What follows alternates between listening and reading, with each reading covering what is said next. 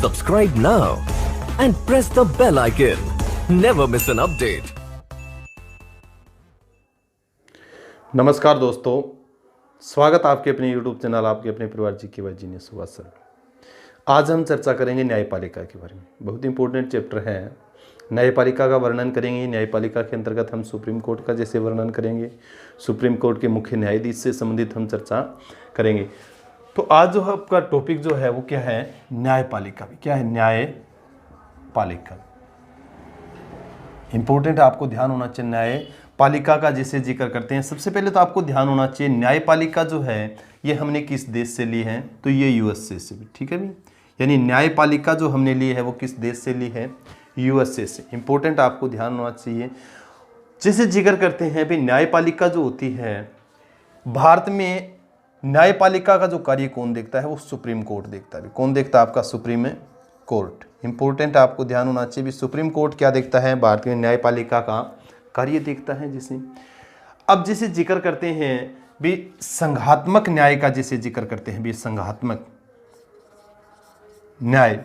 ठीक है भी, संघात्मक न्यायालय का जैसे जिक्र करते तो संघात्मक न्यायालय भी आपका कौन सा है? सुप्रीम कोर्ट है भी। क्या है आपका? सुप्रीम कोर्ट है। ये चीज आपको क्लियर होना चाहिए। जैसे जिक्र करें इस चीज के बारे में भी, हमें सुप्रीम कोर्ट की आवश्यकता क्यों पड़ी भी, यानी संघात्मक जो न्यायालय होता है, संघात्मक न्यायालय क्यों कहा जाता है इसको? एक चीज तो आपको ध्यान होना चाहिए भी, इसने जो निर्णय दे दिया भी, इसने जो निर्णय दे दिया उसको आगे कहीं चैलेंज नहीं किया जा सकता भी। ठीक है भी, ये चीज आपको क्लियर होना चाहिए। संघात्मक न्यायालय इसलिए कहा जाता है इसको भी, सुप्रीम कोर्ट ने जो निर्णय दे दिया उस निर्णय को आगे कहीं चैलेंज नहीं किया जा सकता। हाई कोर्ट का जो निर्णय होता है उसको सुप्रीम कोर्ट में हम चैलेंज कर सकते हैं।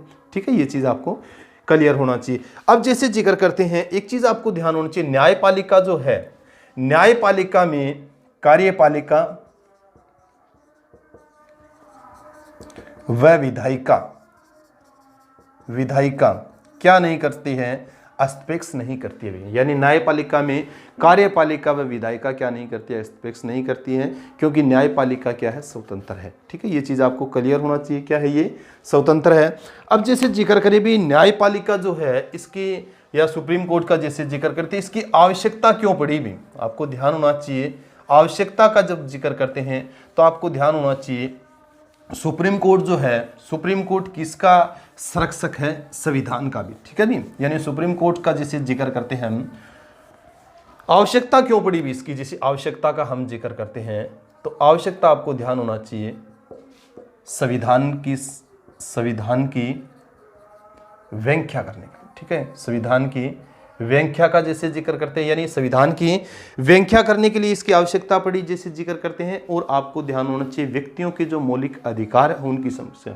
एक तो ये चीज आपको क्लियर हो। दूसरा जैसे जिक्र करते हैं व्यक्तियों के मौलिक अधिकारों की सुरक्षा भी। ठीक है भी, यानी इनके अधिकारों की सुरक्षा के लिए भी हमें किसकी जरूरत पड़ेगी? ये चीज आपको ध्यान होना चाहिए। इसके अलावा जिसे जिक्र करते हैं न्यायिक विवाद समाप्त करने के लिए, समाप्त करने के लिए भी हमें इसकी क्या पड़ती है? जरूरत पड़ती है। ये चीज आपको क्लियर होना चाहिए। इसके बाद में जैसे जिक्र करते हैं और क्या कार्य होता है न्यायपालिका का, जैसे जिक्र करते हैं क्यों आवश्यकता पड़ती है? ये विधायिका और कार्यपालिका की क्या करती है? व्याख्या करती है भी। यानी विधायिका और कार्यपालिका जो होती है उसकी व्याख्या कौन करती है? वो आपकी न्यायपालिका। अब जैसे जिक्र करें हम सुप्रीम कोर्ट के बारे में, किसके बारे में जिक्र करते हैं? Supreme court. आपको ध्यान होना चाहिए भारत में एक सुप्रीम कोर्ट है, संघात्मक न्यायालय का जैसे मैंने जिक्र किया था।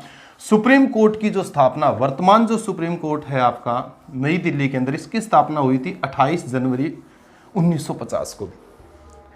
सुप्रीम कोर्ट का जैसे जिक्र करते हैं सुप्रीम कोर्ट, सुप्रीम कोर्ट की स्थापना का जैसे जिक्र आर्टिकल में अगर हम जिक्र करें भी, किस आर्टिकल में जो इसका वर्णन है? तो आर्टिकल 124 का जैसे जिक्र करते हो। ठीक है भी, कहां पर है? ये आपका नई दिल्ली में है भी। कहां पर? आपका नई दिल्ली के अंदर है।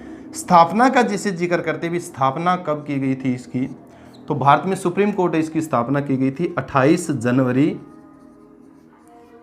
1950 को भी। ठीक है भी, 1950 50 इंपॉर्टेंट है। यानी भारत में जो वर्तमान आपका सुप्रीम कोर्ट है, सर्वोच्च न्यायालय जो है, उसकी स्थापना कब की गई थी? 28 जनवरी 1950 को भी। ठीक है, भारत का संविधान लागू हुआ था 26 जनवरी 1950 को, 2 दिन बाद ही इसकी स्थापना की गई थी।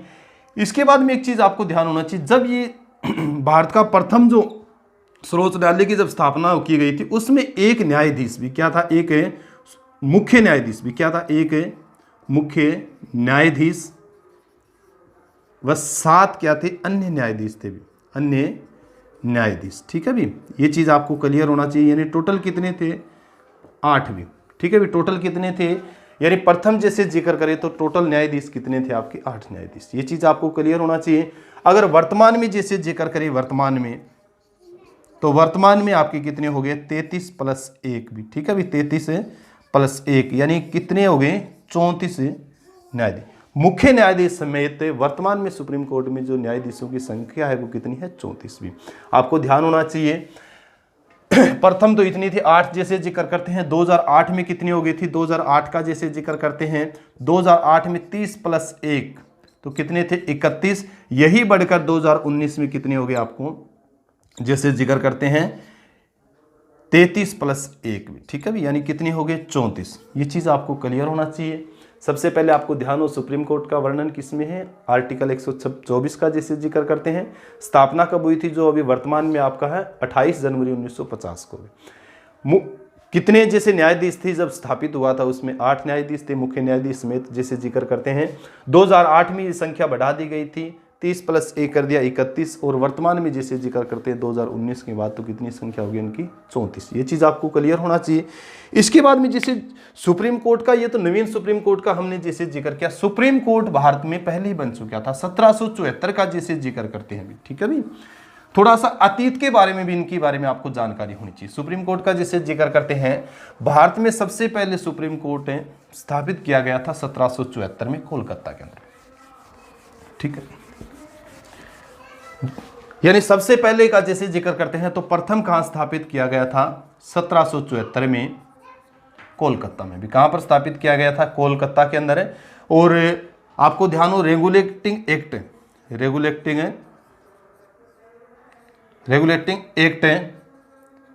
1773 के अंतर्गत। ठीक है भी, 1773 के अंतर्गत। इसके बाद में आपको ध्यान होना चाहिए, भारत शासन अधिनियम 1935 आया था। भारत शासन अधिनियम 1935 आया था। इसके अंतर्गत भी भारत में आपको ध्यान होना चाहिए, एक फेडरल न्यायालय की नींव रखी गई थी। किसकी रखी गई थी? एक फेडरल न्यायालय की नींव रखी गई थी, फेडरल। और कहां पर रखी गई थी फेडरल न्यायालय की जो ये नींव है?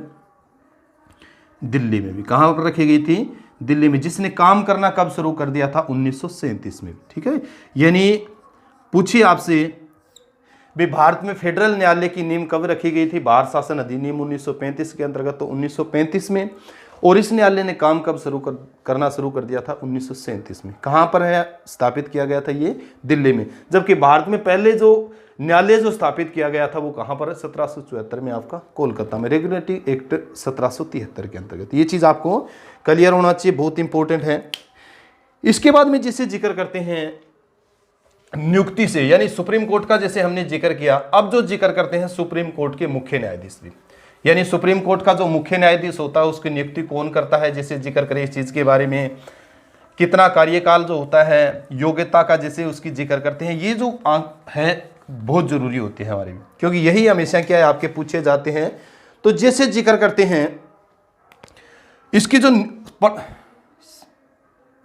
नियुक्ति का जैसे जिक्र करते हैं, नियुक्ति, तो नियुक्ति किसके द्वारा की जाती है? राष्ट्रपति के द्वारा। किसके द्वारा की जाती है? राष्ट्रपति के द्वारा इनकी नियुक्ति की जाती है। और आपको ध्यान होना चाहिए, राष्ट्रपति किसकी सलाह पर? पीएम व उसकी मंत्रिपरिषद भी, पीएम व उसकी मंत्रिपरिषद की भी, परिषद की सलाह पर क्या है? भारत के मुख्य न्यायाधीश की भी, किसकी? सीजीआई की नियुक्ति करता है भी। ठीक है, सीजीआई की नियुक्ति करता है। ये चीज आपको ध्यान होना चाहिए इस चीज के बारे में। इसके बाद में जैसे जिक्र करते हैं, सीजीआई की जो नियुक्ति तो करता है, परंतु योग्यता का जैसे जिक्र करते भी, योग्यता क्या होती है इसके लिए भी अब आपको ध्यान होना चाहिए। ऐसे वैसे व्यक्ति को भी क्या है भारत का मुख्य न्यायाधीश नहीं बनाया जाता, क्योंकि उसकी कुछ योग्यता भी होती है। योग्यता का जब हम जिक्र करते हैं तो वह भारत का नागरिक हो, भी भारत का नागरिक हो। इसके अलावा जैसे जिक्र करते हैं 2 नंबर, जैसे आप जिक्र करोगे तो क्या है भी उच्च न्यायालय में भी, उच्च न्यायालय में 5 वर्ष तक जज रहा हो, भी क्या रहा हो, जज रहा हो। या जैसे जिक्र करते हैं किसी भी उच्च न्यायालय में भी, किसी भी उच्च न्यायालय में 10 वर्ष तक वकालत की हो, वकालत की हो।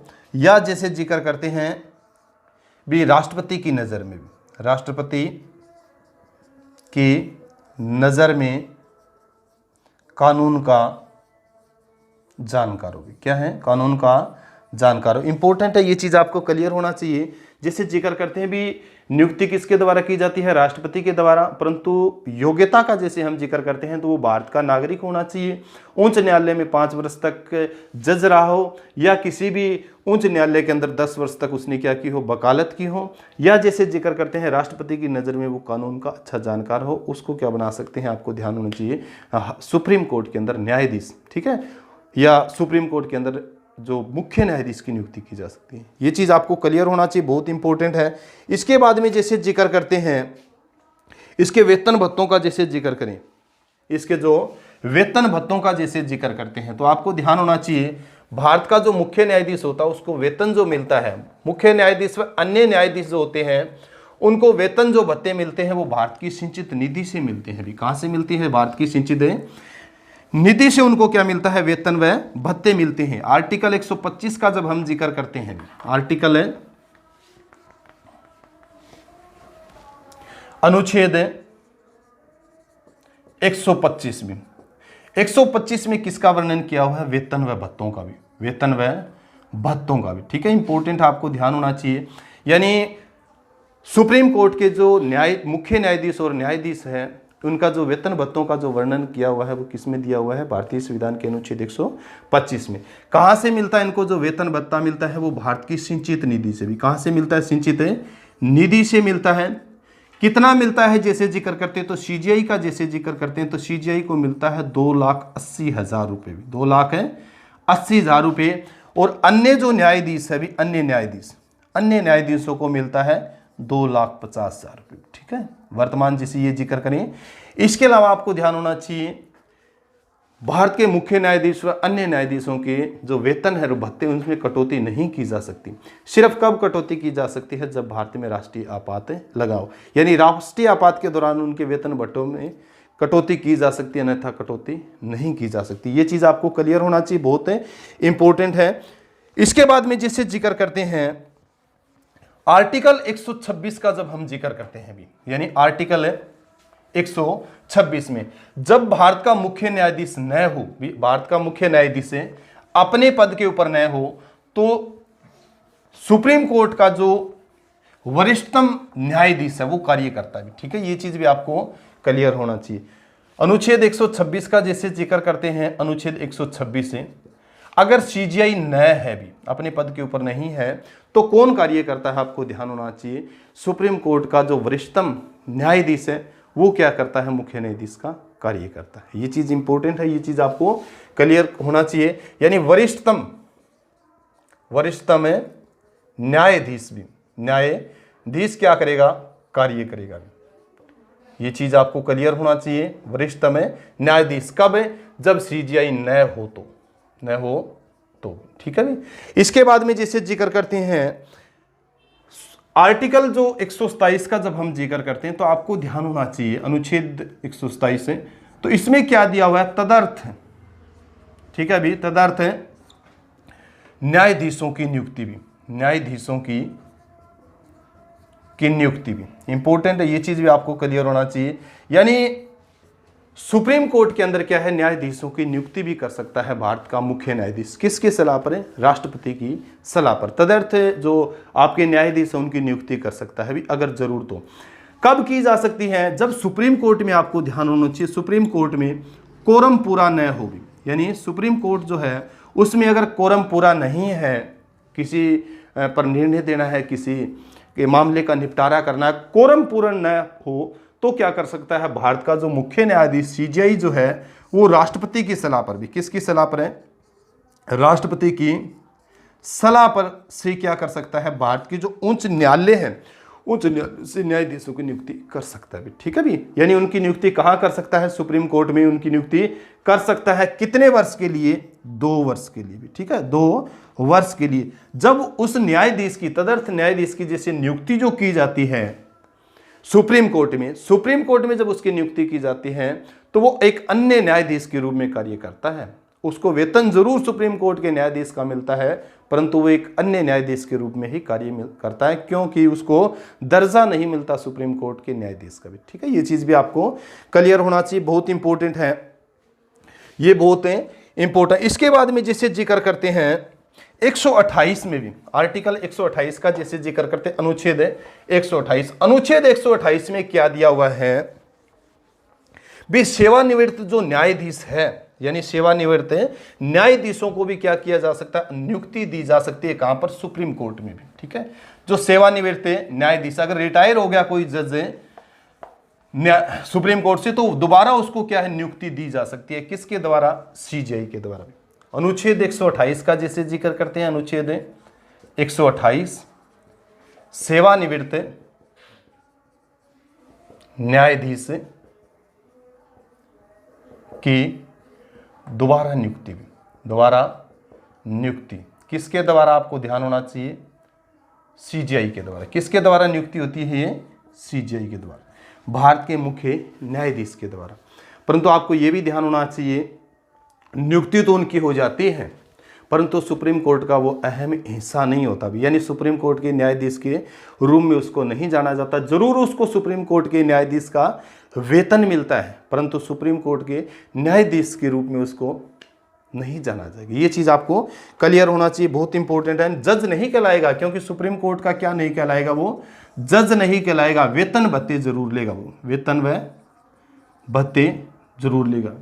तो सेवानिवृत्त जो न्यायाधीश हैं उनकी दोबारा भी क्या हो जाती है, नियुक्ति हो जाती है, दोबारा भी क्या हो जाती है, नियुक्ति हो जाती है। इंपॉर्टेंट है, ये चीज भी आपको क्लियर होना चाहिए। इस चीज के बारे में जैसे जिक्र करते हैं। इसके अलावा सुप्रीम कोर्ट का जो मुख्य न्यायाधीश है, ये बहुत बार क्वेश्चन आता है, सुप्रीम कोर्ट का जो मुख्य न्यायाधीश है रिटायर होने के बाद में, सुप्रीम कोर्ट का मुख्य न्यायाधीश व अन्य न्यायाधीश है, ये किसी भी न्यायालय के अंदर वकालत नहीं कर सकती भी, किसी भी न्यायालय के अंदर क्या नहीं कर सकते, वकालत नहीं कर सकते भी। यानी सीजेआई का जैसे जिक्र करते हैं, वह अन्य न्यायाधीश जो है, आपके अन्य न्यायाधीश सेवानिवृत्ति के बाद भी, सेवानिवृत्ति के बाद वकालत नहीं कर सकते भी, वकालत नहीं कर सकते। ये चीज आपको क्लियर होना चाहिए। ठीक है भी। इसके अलावा एक चीज ध्यान होना चाहिए, भारत का मुख्य न्यायाधीश सीजेआई का जैसे जिक्र करते हैं, चीफ जस्टिस ऑफ इंडिया का जैसे जिक्र करते हैं, सेवानिवृत्ति के बाद राष्ट्रीय मानवाधिकार आयोग का अध्यक्ष बन जाता है। किसका, यानी राष्ट्रीय मानवाधिकार आयोग का जैसे जिक्र करते हैं, आयोग का क्या बन जाता है, आयोग का अध्यक्ष बन जाता है। ये चीज क्लियर है भी। ठीक है भी, ध्यान, यानी वकालत नहीं कर सकता, परंतु मुख्य न्यायाधीश है उसको क्या बनाया जा सकता है, राष्ट्रीय मानवाधिकार आयोग का अध्यक्ष बनाया जा सकता है। इंपॉर्टेंट है, ये चीज आपको ध्यान होना चाहिए। इसके अलावा देखो, सुप्रीम कोर्ट जो होती है आपकी सर्वोच्च न्यायालय का जब हम जिक्र करते हैं, उसकी तो कुछ कार्य भी है और कुछ क्या है, शक्तियां भी है। ठीक है भी, यानी सर्वोच्च न्यायालय जो आपका है, सर्वोच्च न्यायालय के कार्य और शक्तियों का जैसे जिक्र करते हैं, सर्वोच्च न्यायालय के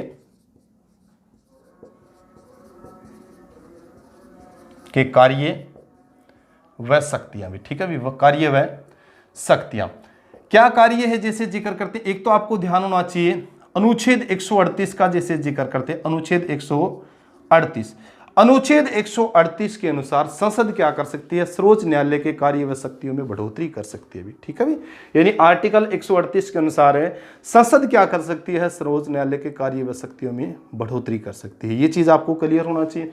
इसके बाद में जिसे जिक्र करते हैं, सर्वोच्च न्यायालय के और क्या कार्य हैं, नंबर 1 आपको ध्यान होना चाहिए, जैसे जिक्र करते हैं अपीलीय अधिकारिता भी, अपीलीय अधिकारिकता भी, ठीक है भी। यानी क्या कर अधिकारिकता जैसे जिक्र करते हैं अपीलीय अधिकारिकता है। नंबर 2 का जैसे जिक्र करते हैं आप जैसे प्रारंभिक अधिकारिकता भी, प्रारंभिक अधिकारिकता, ठीक है भी।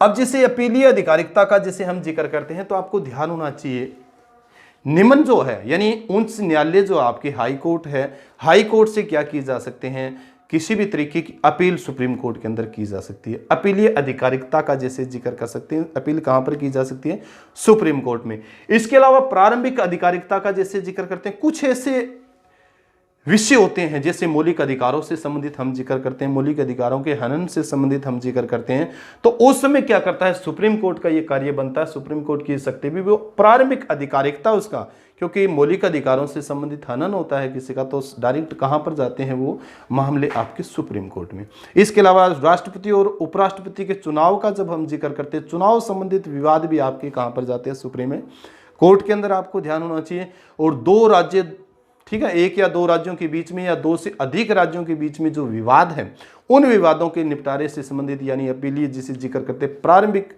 जो अधिकारिकता है वो किसके पास है, सुप्रीम कोर्ट के पास। ये चीज आपको क्लियर होना चाहिए। इसके बाद में 3 नंबर जैसे जिक्र करते हैं तो आपको ध्यान होना चाहिए परामर्शीय कार्य भी। क्या है परामर्शीय कार्य? परामर्शीय कार्य का जैसे जिक्र करते हैं तो आपको ध्यान 3 नंबर जैसे मैंने पहले भी राष्ट्रपति का जैसे जिक्र किया था, नंबर 3 क्या लिखोगे, परामर्शीय कार्य। परामर्शीय कार्य क्या है, आर्टिकल 143 के अंतर्गत राष्ट्रपति क्या मांग सकता है, परामर्श मांग सकता है। किससे आपको ध्यान होना चाहिए, सर्वोच्च न्यायालय के मुख्य न्यायाधीश से, ठीक है भी।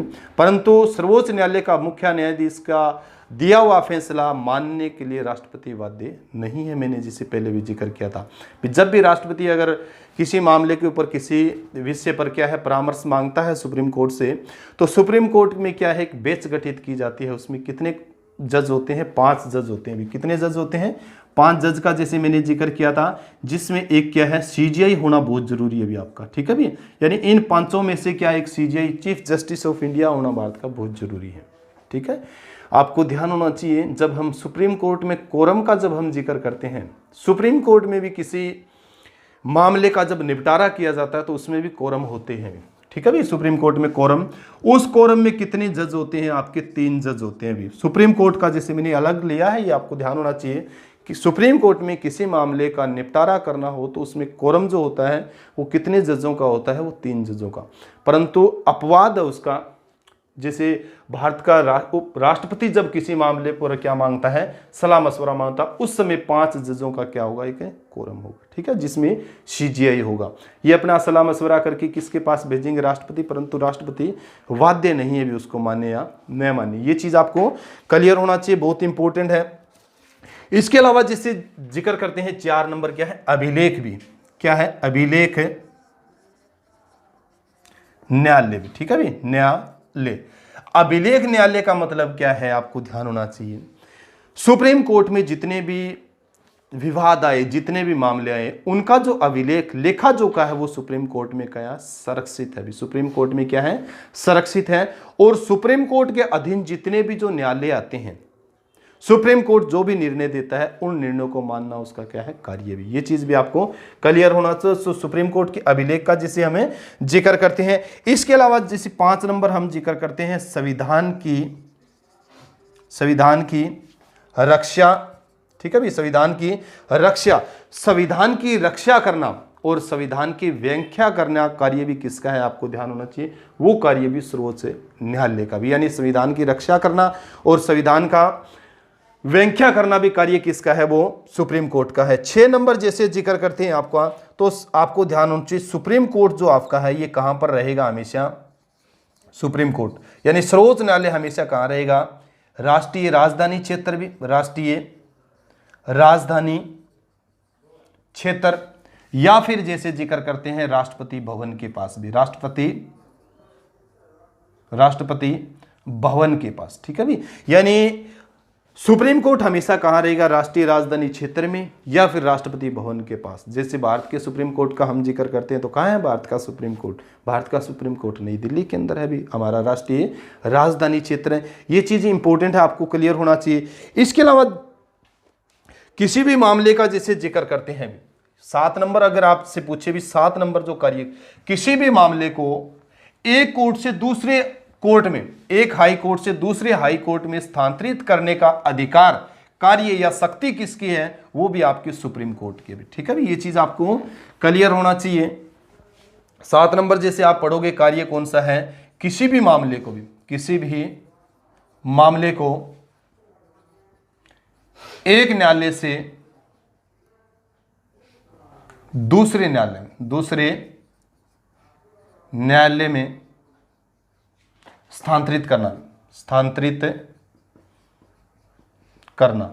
करने का अधिकार भी, करने का कार्य लिख सकते हो। तो किसका है वो सर्वोच्च न्यायालय का है भी। किसका है, सर्वोच्च न्यायालय का। तो इंपॉर्टेंट है, एक हाई कोर्ट से दूसरे हाई कोर्ट में किसी मामले को स्थानांतरित करने का जो अधिकार है वो किसका है, वो भी आपका सर्वोच्च न्यायालय का। तो इंपॉर्टेंट है। इसके बाद में आपको ध्यान होना चाहिए, सर्वोच्च न्यायालय का जैसे सीजीआई का हम जिक्र करते हैं, सुप्रीम कोर्ट के मुख्य न्यायाधीश का जैसे जिक्र करते हैं, तो आपको ध्यान होना चाहिए।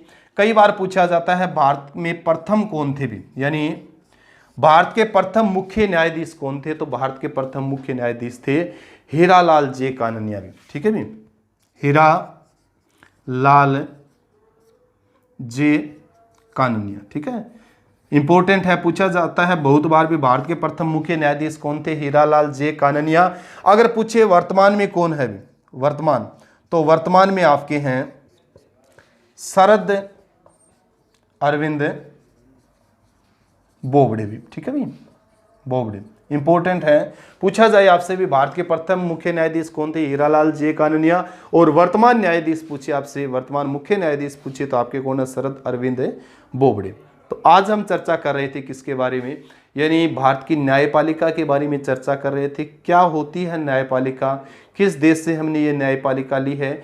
न्यायपालिका के अंतर्गत हम सुप्रीम कोर्ट का जैसे जिक्र किया था, सुप्रीम कोर्ट में कितने न्यायाधीश होते हैं, कितने अन्य न्यायाधीश, जो एक मुख्य न्यायाधीश और अन्य न्यायाधीशों का जैसे जिक्र किया था। कहाँ पर है भारत का सुप्रीम जो कोर्ट है, कब स्थापित किया गया था, भारत में प्रथम सुप्रीम कोर्ट कहाँ, कोलकाता में कब स्थापित किया गया था, दिल्ली कब उसको स्थानांतरित किया था। इन सभी विषयों के बारे में आज हमने चर्चा की थी। तो बहुत महत्वपूर्ण चैप्टर है, यहाँ हमेशा आपके क्वेश्चन पूछे जाते हैं। अगर आपको ये क्लास पसंद आई है तो ज़्यादा से ज़्यादा लाइक करें भाई, ज़्यादा से ज़्यादा शेयर करें। इसी के साथ सभी बच्चों को जय हिंद, जय भारत।